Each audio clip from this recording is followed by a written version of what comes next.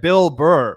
He released a clip talking about Jubilee. Now, Bill Burr has been the object of a lot of people's frustration over the last week or so, because in spite of the fact that he makes really prescient, class-focused comedy and, adequate, or, and really, hits the nail on the head when he's talking about, oh, do you really need to own everything? Like, how rich do you have to be? Like, is money worth everything to you? Can't you stand for anything? Yada, yada, yada. He then went and took a massive Saudi payoff. But he's also decided to weigh in on Jubilee, the one man versus 20 format. And I was actually a little bit surprised by Bill Burr's take on this. I assumed that if there was one man on planet Earth that would be happy, proud, and willing to sign up to be one guy with a microphone versus 20, 200, 2,000 people in opposition, one man versus them all, I thought Bill Burr would be that guy to say, here, give me the microphone, let me do this thing. Apparently not.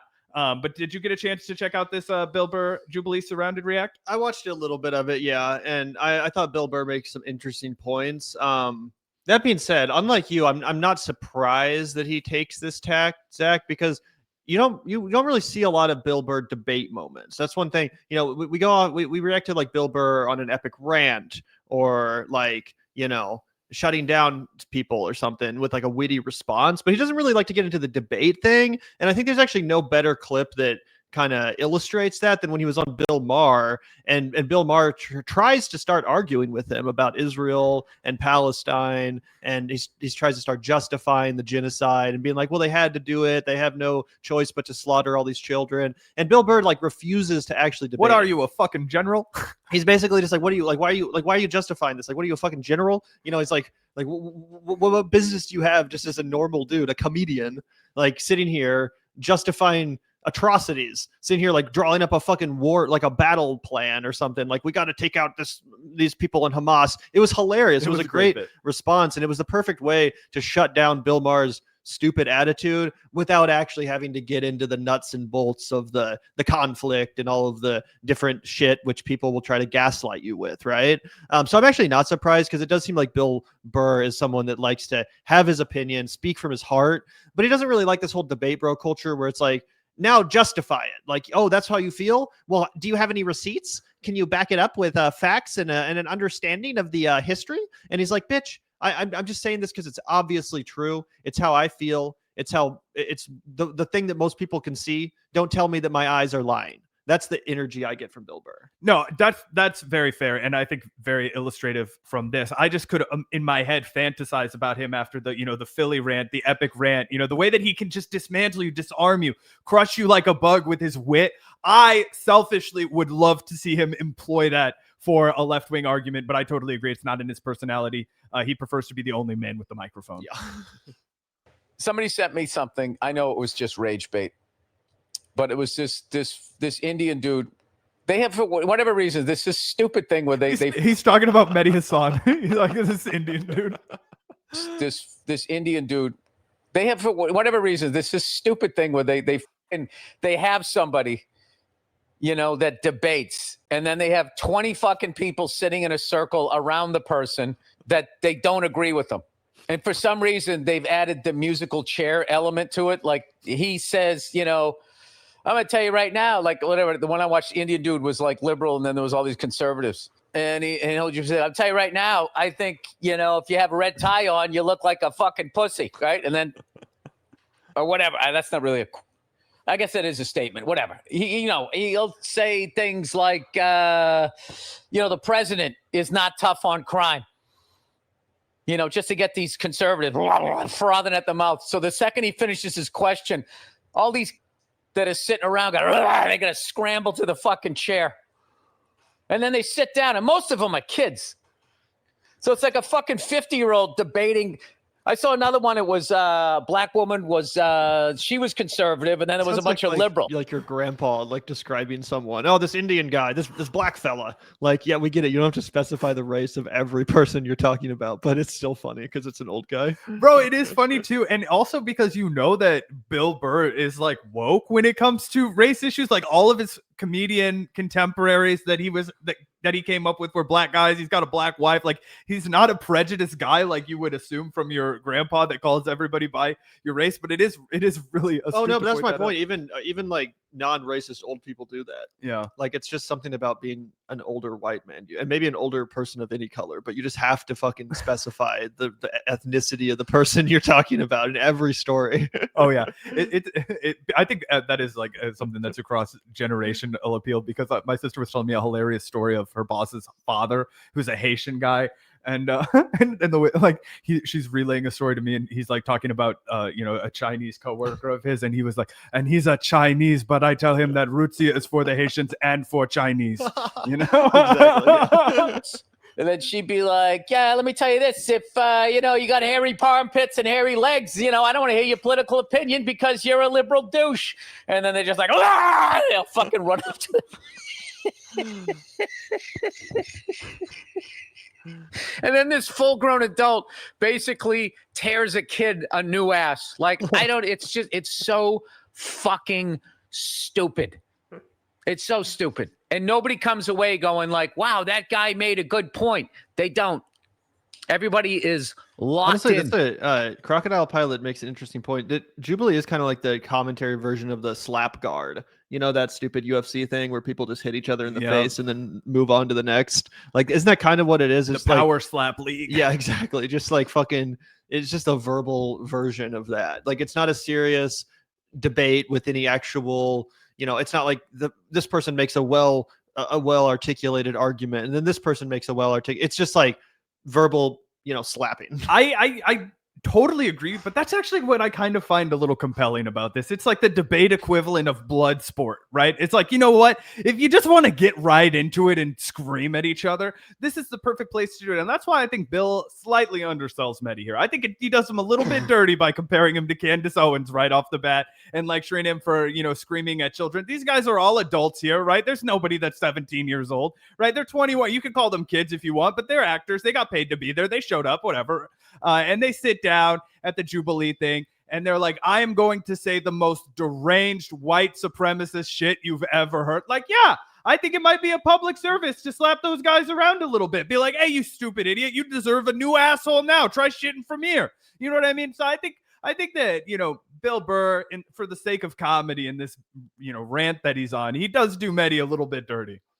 Yeah, I don't know if do you think he's, to me, I kind of just interpret this as him like having fun with it and riffing and like trying to make as funny jokes as possible based on this situation. Do you think he's actually like critical of Mehdi Hasan for participating in this? Oh yeah, I mean, he calls it stupid. He bitches about him being a 50-year-old guy that's wasting his time talking to 21-year-old kids. Compares him to Candace Owens. Like, I mean, I think a lot of it is for the comedy, but I do think that he thinks lowly of people that participate in this kind of thing. Yeah, I mean, I think he thinks lowly of Jubilee itself. I don't know if he thinks lowly of Mehdi Hasan. Like, you know what I'm saying? Because he doesn't say a single nice word about him. Yeah, that's interesting. And I mean, we have defended not only Mehdi Hasan's participation in Jubilee, but we actually have defended Jubilee because people on the left were like, this is a megaphone of fascism and all this stuff. And it's like, bitch, like, these are your fucking neighbors. This is what the people in this country believe. That's why Donald Trump is our president for the second time. We can't like all shy away from fascist talking points and hide ourselves and like, dig ourselves into a hole and fucking, pretend it's not happening. No, Jubilee actually, I mean, yeah, it's trying to be sensational. It's trying to get clicks and go viral. But we are dealing with a lot of these people's talking points increasingly. Like, look at Nick Fuentes, an increasingly popular commentator on the right wing who's just unabashedly racist and white supremacist. And look at our president and Stephen Miller and all these people. Like, that's the establishment right now. That is the people in charge, quite literally, Nazis. So to act like Jubilee is doing something wrong by platforming people who share the ideology of the current administration and at least giving Mehdi Hasan, someone who's skilled, a skilled orator, a chance to slap them down, I think that's, defensible. Do I think it's like the most moral content to make or whatever? Probably not. But, I don't think it's any worse than anything you see on like Fox News where they're having Jillian Michaels on and shit. Oh, 100%. And to your point about, the faction of the left that's trying to like ban Jubilee or demonetize Jubilee, I think it's absolutely foolish for the exact reason you laid out there. Let's think about a guy like Nick Fuentes. I think Nick Fuentes might be top 5, certainly under 30 most powerful right-wing broadcaster. I think he probably is the most powerful right-wing broadcaster under the age of 30, and that means he's only going to swell in popularity. I think he'll grow to be like the next Tucker Carlson. I was actually watching early Tucker Carlson on Crossfire today, and he looked so young. He looked about 28, 29 years old, and it really did give me Nick Fuentes energy. Like Tucker Carlson was like the original Destiny, just this twerp kid that was a little too smart for his own good and going to play devil's advocate to, advance the worst policies on planet Earth. But taking away Nick Fuentes' platform clearly didn't work. It didn't do anything to suppress him. It didn't make him less popular. It actually made him more popular. Why? Because when you suppress his voice, all of the people who are most likely to fall prey to him are going to think even more highly of him because you've suppressed him. It's like, the Streisand effect that we talk about all the time. It's like, when you try and hide something from someone, when you tell people, you can't look at that, that makes them want to go look at it. The same thing happened with Alex Jones the generation prior. And all the anti-vax stuff, you know, because as soon as you start censoring them, all the other ones are like, see, we're right. If we weren't right, they wouldn't be censoring us. They're trying to stop this guy from telling the truth.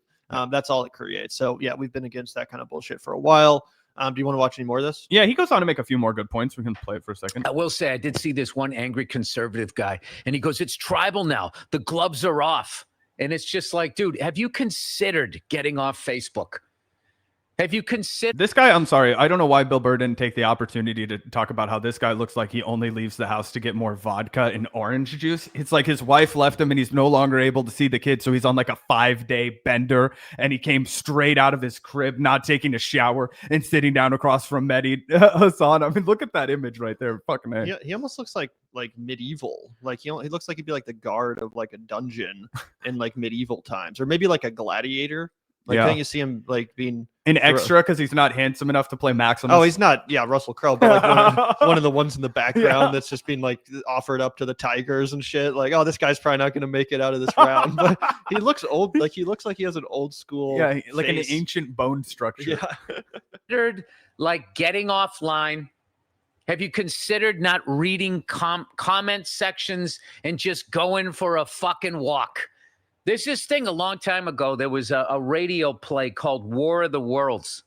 And for whatever fucking reason, maybe because media... That's Orson Welles, by the way. Was the guy that directed Citizen Kane. Young. At the time, mass media, whatever, radio, whatever the proper term is, they didn't realize the power of it. So they decided it would be funny if they just broke into their regular newscast and just said that aliens had landed and they were starting to fuck shit up down here. And people were listening. People committed. And all they had to do, the big thing is all they had to do was turn the channel and they would hear that it wasn't on the other channel. And they just absolutely lost their fucking mind. I feel like the internet is the new War of the Worlds. Like, I'm telling you, I'm not saying the internet's not a fun place. Internet is like hard drugs. You know, you do it once in a while. I don't know what but it's all of this is funny because Bill Burr uploads to the internet this show every single Monday. Right, but you can tell he's not as like online, like terminally online. It does kind of feel like you don't see him collabing with a bunch of random people. You don't see him just like constantly going on various right-wing shows to like debate Destiny or whatever. Oh yeah, no, for sure. Like it kind of seems like he's in his own world, for better or worse. I don't know. I mean, I like a lot of his talking points. I'd like to see him get out there more.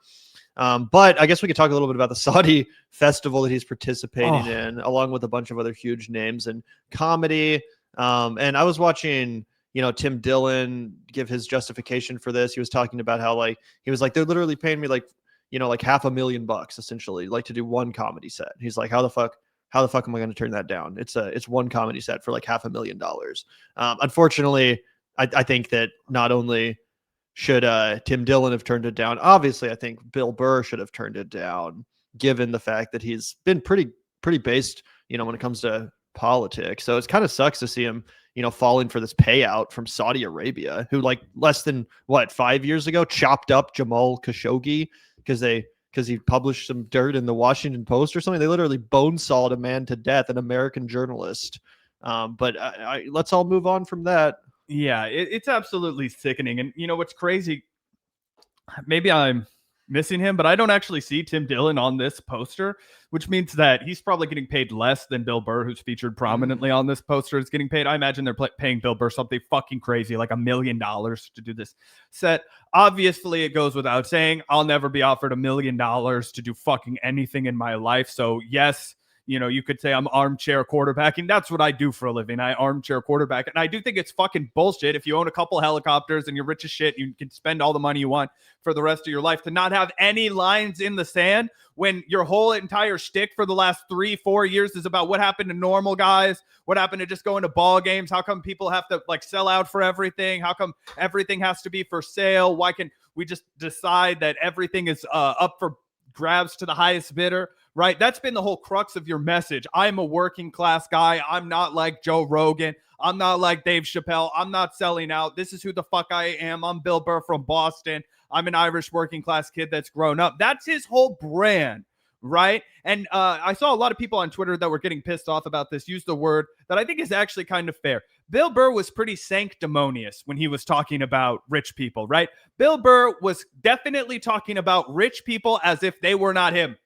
Oh, the oligarchs, the really powerful people, the super, super rich folks that are fucking up our world. He was talking about them as if they were not Bill.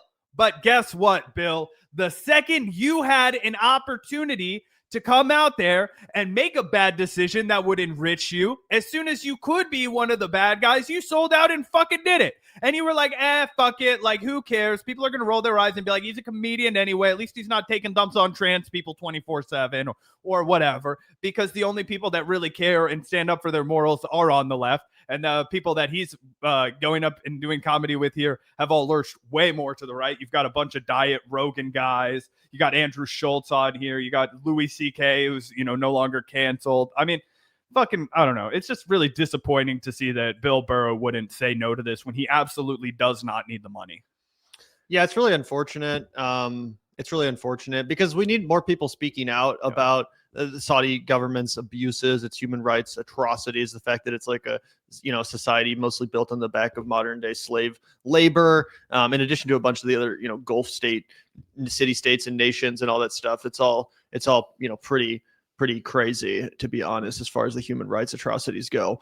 So we need more people talking out about that, but specifically Saudi Arabia, you know, there's been such this PR push that extends to sports. We've talked about the Live Golf thing. They're trying to buy up so many different kind of industries and entertainment, you know, entertainment, you know, industries, the film industry. They're trying to like start their own Hollywood. They're trying to become a major player when it comes to entertainment and the arts. And the way that they get away with doing this all in the back of their extremely exploitative society is by buying off these comedians. Like, I think it'd be one thing, Zach, and I'd be interested in your opinion on this. It'd be one thing if like a musician or a comedian was putting together their own tour and they weren't being paid to go to Riyadh, but they were just like, you know what, fans of mine live there. Kind of like, you know, the justification for various bands. Like I remember Radiohead said that when they played in like Israel back in like the 2000s or whatever. They were like, and not to get into the fucking Radiohead thing, but they were like, you know, we have fans that live there. Obviously, you know, we don't want to hold them accountable for the crimes of their government. Same reason we play in the US, yada, yada, yada. That's one thing. I still disagree with it.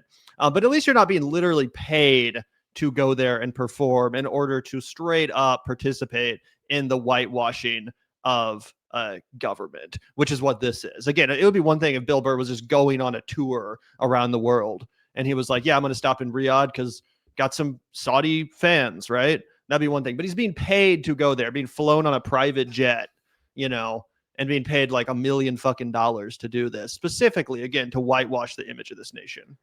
Yeah, I agree with you, right? I think that had he just gone and played a show in Saudi Arabia, like, all right, like I don't agree with that either, but I could look the other way. I think that this is a lot more tantamount to, oh, I'm going to play like a, you know, America's 200th birthday at the White House and do comedy sets for that, right? Like, I think, you know, this would be like a good comparison. It's like before the new UFC event on the White House lawn. Exactly. 100% exactly. Because it's important we point out that the UFC is deeply in bed with the Saudis and has been for a long time. They even during COVID, they skirted the United States' entire COVID policy by building what was called Fight Island off the coast of Abu Dhabi. Okay, and they had their own UFC compound, and they were calling it Fight Island, where they were exempt from the United States COVID policy because they were under the blanket of Saudi Arabia.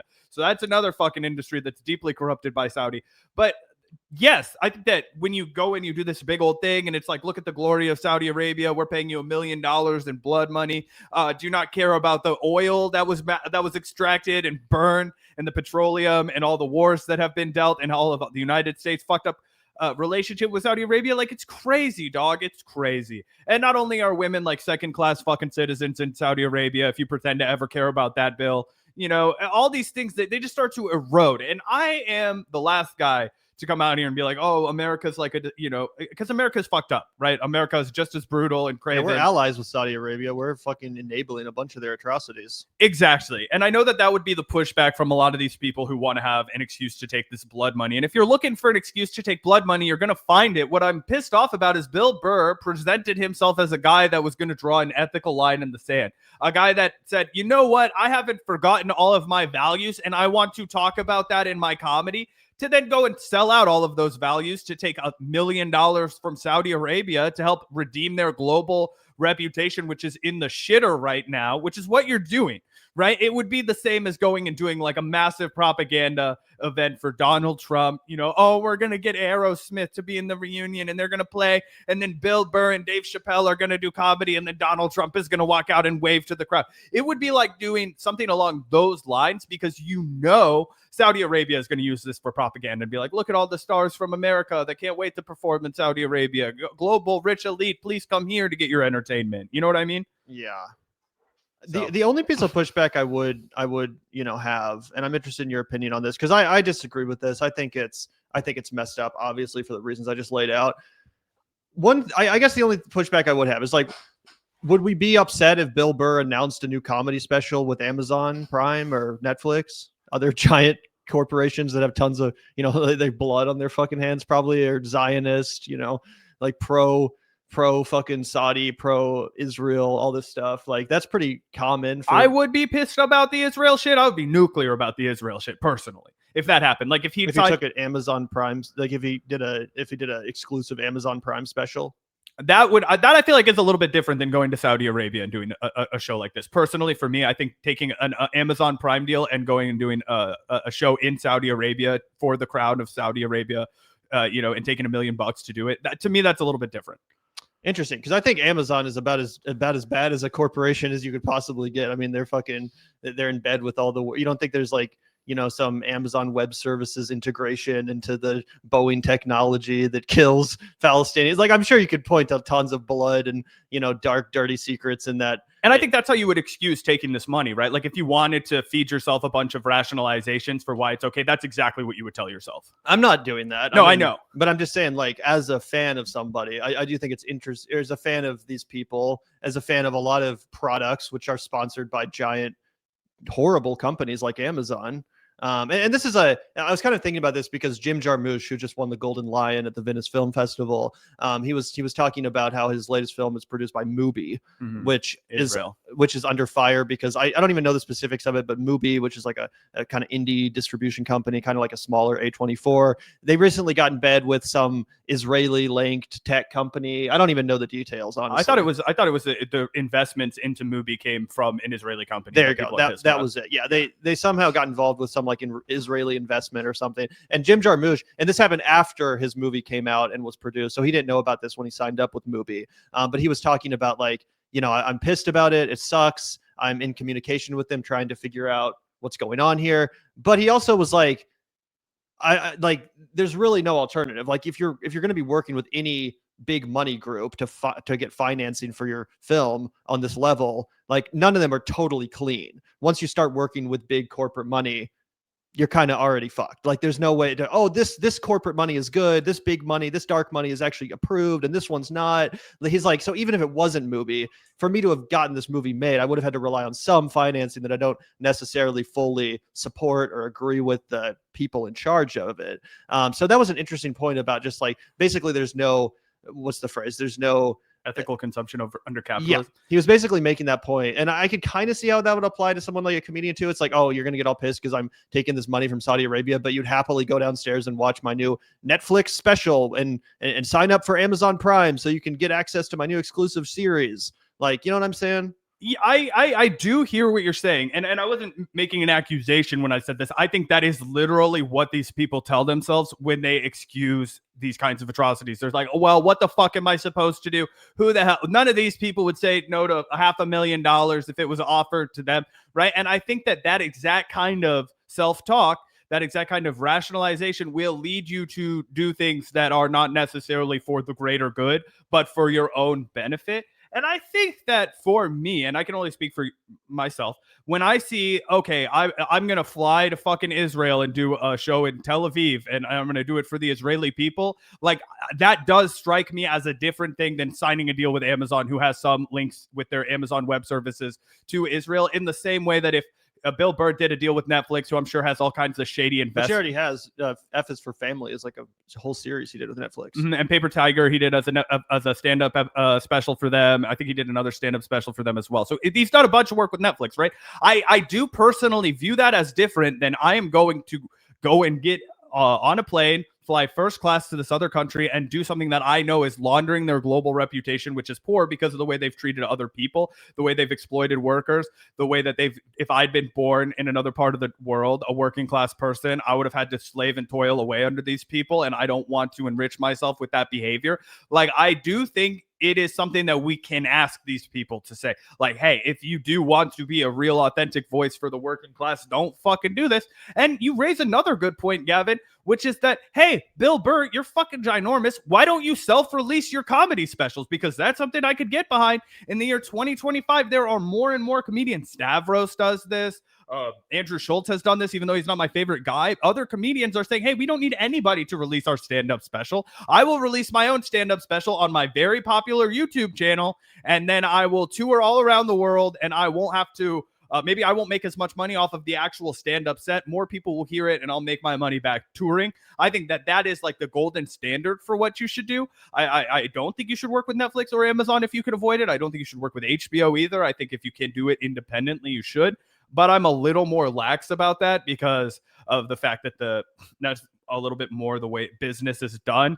I think when you fly to another country to do something that's shameful, people can call you out for it. And that's kind of, which I am 100% doing. It's more just an internal thing. Cause it is like, I get pissed off about this, but then I'm not pissed off about him whitewashing Amazon and everything they do horrible. It's like one of the worst corporations ever. Even if we're just talking about domestically, what they've done to modern day, local businesses and the way they horrifically exploit their drivers. And like, it's just, there's so much shit. So, it's kind of more of an internal thing. I'm like, why am I more pissed off about this than this? Where's the happy, middle ground? Cause I do agree that it would be, I would have so much respect for Bill Burr if he truly went independent and was like, I'm not going to release my next special through Netflix or Amazon. I'm putting it out myself. But then it's like, you can't just be an endless purity tester, because where does that end? It's like, then people would be like, well, why are you even putting your content on YouTube? Like, why don't you create your own co-op website and release all your episodes that, you know what I'm saying? Like, you don't want to fucking go down that road. So I don't know. It's an interesting moral quandary. Oh no. And it's really fair. And I think it's important for us to discuss with everyone, because you're absolutely right. And I think that what we really have just found ourselves in a position is where we have to try and do the best with what we're being faced with right now, right? Obviously, I think the best gold standard that we could hope for right now is to say, you know what, fuck you, Netflix, fuck you, Amazon, fuck you, movie. Like, I am going to try and make my movie without this. I'm going to try and do my stand-up special without this. I'm going to try and crowdfund and do it without this. And then you start to roll back where you're like, okay, how many degrees of separation away are we? Is this the best I can do? What limitations am I imposing on myself creativity wise versus what am I doing moral wise? How do we thread that needle to the best of our ability? I think those are all things that we should be constantly questioning ourselves with. I think it's a really good point to bring up. Hey, we all sit in front of the television all goddamn day and consume Netflix content, consume Hulu content, movie content, Amazon Prime content, right? I fucking watch HBO Max all the time. Where's the funding for all those films coming from, right? This film that got made in 1988, was it made with money that was unsavory? I don't know, right?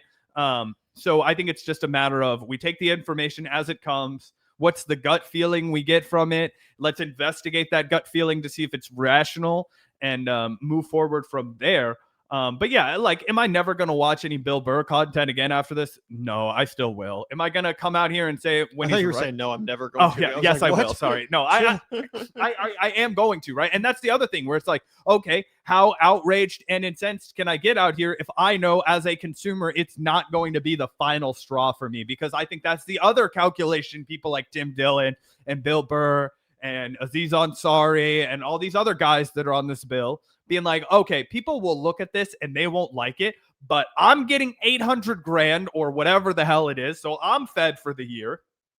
I'm happy. Like, and the 24-hour news cycle will do the rest. Like, oh, the tides will turn. And then, so again, it just feels fucked. It feels dirty. And it does remind you that, you know, these people that we look up to, the Bill Burrs of the world, they're not one of us.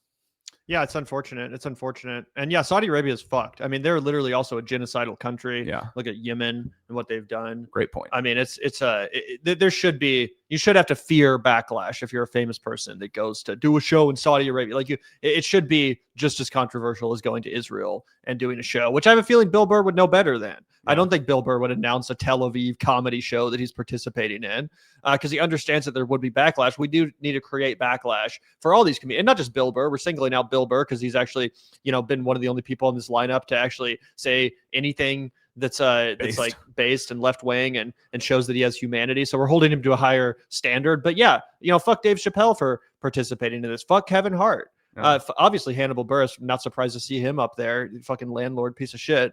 But Skeet Davidson's on here. Yeah, Skeet. Good old Skeet. Gabriel Iglesias. I'm not fat, I'm fluffy. LOL, Joe Gabriel. Coy, Filipino comedian. The Filipinos love Joe Coy, man. Oh, dude, he's huge. And that's the thing about this is it's also like they're all just giving each other the excuse to participate because it's like, oh, what? All these guys are doing it. You're telling me this is some horrible, evil thing to participate in? Look at all these guys. You know, Gabriel Iglesias, that fat fucking Mexican guy on YouTube. Like, you're telling me that guy is doing something fat, wrong? He's fluffy. He's fluffy. Yeah, exactly. Like yeah, they're all looking out for each other by, you know, no one's actually blowing the whistle. Everyone's just fucking like doing this. So it becomes hard to be like, you don't want to be the one guy who's like, I'm fucking, you know, from Bill Burr's perspective, you probably don't want to be the one guy, even though it would be the morally righteous thing to do, to be like, all these people who you also like their comedy, they're all fucking evil and immoral. Like, he doesn't want to come off like a virtue signaler, probably. I don't know. Yeah. I do have to throw this. This feels like a promo image of someone who sold himself. It's a bummer to see. Oh, yeah, it is. It really does suck. Yeah. Yeah, it really does suck. And honestly, people need to talk more about the Gulf states and how we live in America. It's not like I'm like saying that we're any better or whatever, but the fucking Dubai, the UAE, you were just telling Saudi me about Arabia, Dubai. It's horrifying, bro. It is horrifying the way that these societies are constructed, not just because of the environmental stuff. Obviously, it's like basically unsustainable environment in which to have modern industrialized living, which leads to, like, I think Dubai is considered the number one worst polluting city in the entire world. Like, it has the most environmental impact out of any city, because just think about all the air conditioning that has to be expended during the summer and stuff like that. But that's not even the tip of the iceberg. If you actually want to look into it, like the people that fucking and I know that Dubai is in the UAE. I don't know. You said all the Gulf states. Yeah, either way. But someone in chat was pointing that out. But don't let them trigger you, Gavin. I know what you're saying. But yeah, they literally, like, their entire fucking workforce is basically like an immiserated slave population of people that are then sent 30 minutes outside to a slum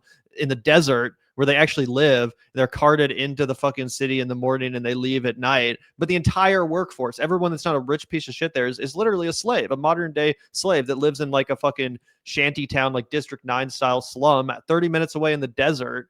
And a lot of times, like the different businesses like Hilton Hotels, for example, they bring in all of these workers from Africa, from Bangladesh, from India. They take their passports as soon as they get there. Literally, this is like company policy. Hilton Hotels, giant multinational companies, they take these people's passports away from them as soon as they get there, send them to this gulag turn them into just a fucking slave, and then don't let them leave. It's genuinely one of the most horrifying things ever. And it's not a rare thing. It's like the entire backbone of all of these economies, from Saudi Arabia to Dubai and all of them. They're all propped up with this.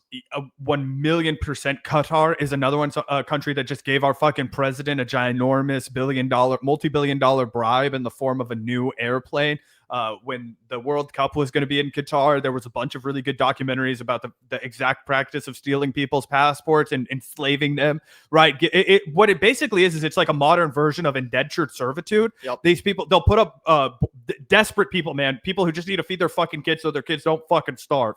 All right, they'll do fucking anything to feed them, right? Okay, great. There's a job over here. There's employment. Great. Let's get on the bus here. Have my passport. Okay, now here's a little money to send back to your family. Okay, great. Now you're in debt forever because you can't afford the ridiculous fucking interest that we've put on that loan that we send back to your family. Now you get to work for us until you fucking die, until your bones break, and we are, you're no longer of any use to us, and we'll ruin your whole life and use you up and throw you away. And it's not just the Gulf states, by the way. This is an expanding model. I recently spent like fucking 4 hours in Singapore, so it's not like I'm an expert. But one thing that they do in Singapore is the same thing. It's right across. What is it? Is it Malaysia that's right across the fucking border from Singapore, right? And when you fly into fucking Singapore, guys, you're in a small plane, or at least I was, because I was in a layover on my way to Ho Chi Minh City, and fly in, and you fly over Malaysia, right? And it is shanty towns and poverty and like the most ridiculous poor shit you've ever seen in your entire life. You can see it from the fucking plane. Okay, that's how poor and destitute it is in that part of Malaysia, right by the border. And then you fly into a city that looks like fucking Tokyo. It's insane. Singapore is a massive, sprawling city, and you fly right over it, and then boom, right into this massive metropolis area. Okay, and they do the same thing where they bus in all kinds of people, not just from Malaysia. They get a bunch of Filipinos too, and then we need hundreds of thousands of Filipinos to come in and be exploited, right? And we're going to send them from North and South Philippines, where there's just so much incredible poverty that people don't have another fucking choice.